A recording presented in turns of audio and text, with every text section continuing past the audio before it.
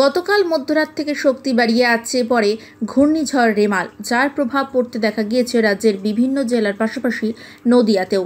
এবার প্রবল ঘূর্ণিঝড়ের মধ্যরাতে উড়ে গেল বসত বাড়ির টিনের চাল। অল্পের জন্য বড়সড় দুর্ঘটনার হাত থেকে রক্ষা পেল পরিবারের শিশু সহ অন্যান্য সদস্যরা।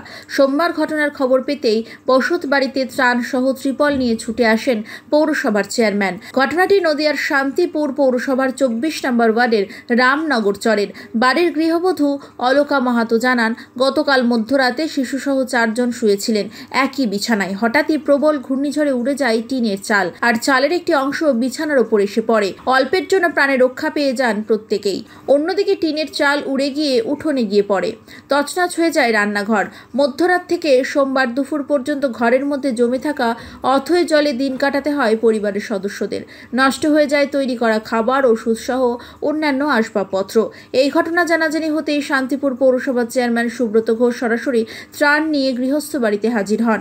সাথে নিয়ে আসেন একাধিক ত্রিপল। এরপর তিনি পরিবারের পাশে দাঁড়ান।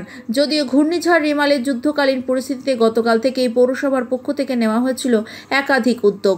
এছাড়াও এলাকায় এলাকায় করা হয়েছিল মাইকিংয়ে প্রচার।